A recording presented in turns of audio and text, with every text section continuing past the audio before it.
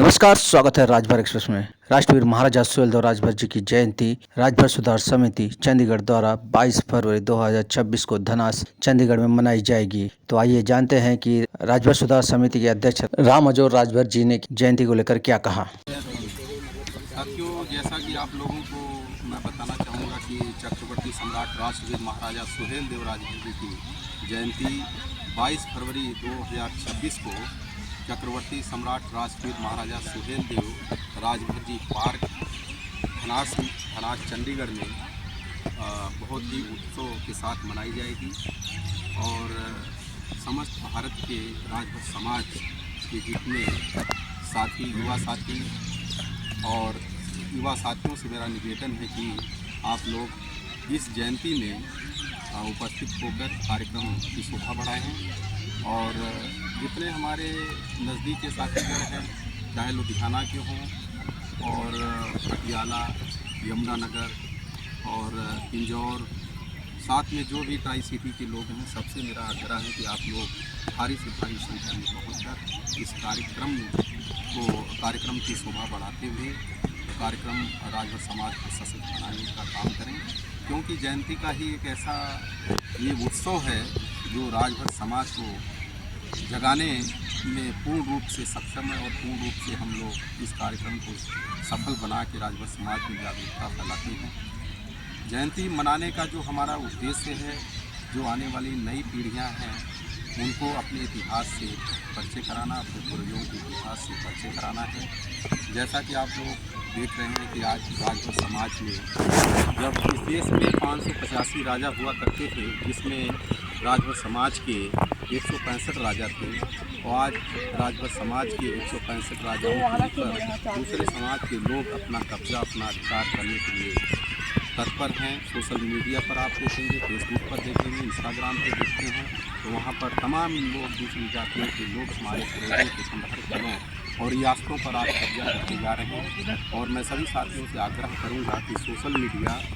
के ऊपर और फेसबुक, इंस्टाग्राम, व्हाट्सएप, हर जगह अपने पूर्वजों के इतिहास, जो हमारे पूर्वजों का इतिहास है, उसका प्रचार प्रसार करते रहिए, ताकि जो हमारी नई पीढ़ियां हैं आने वाले समय में उन्हें आपके इतिहास के बारे में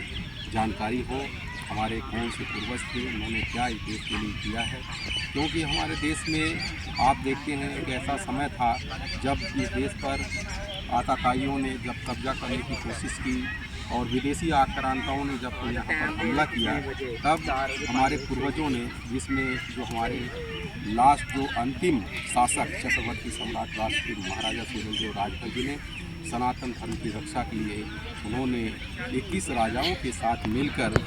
उस विदेशी आक्रांताओं, जिसमें सैयद सलाह शाही मेन था, मुख्य था, जिससे उन्होंने टक्कर ली और सनातन धर्म की रक्षा की। ऐसे विदेशी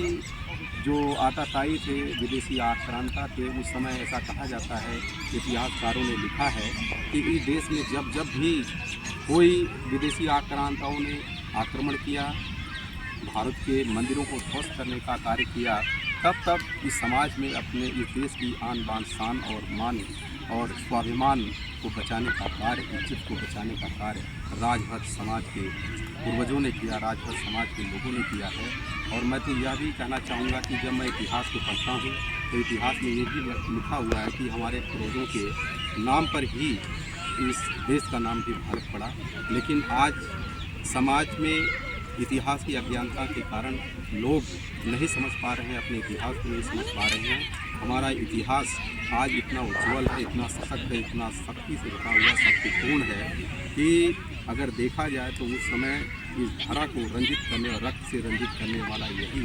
समाज था, जो अंग्रेज़ों से टक्कर लिया, विदेशी आक्रांताओं से टक्कर लिया। साथियों, मैं कहना चाहूँगा कि जहाँ भी रहिए,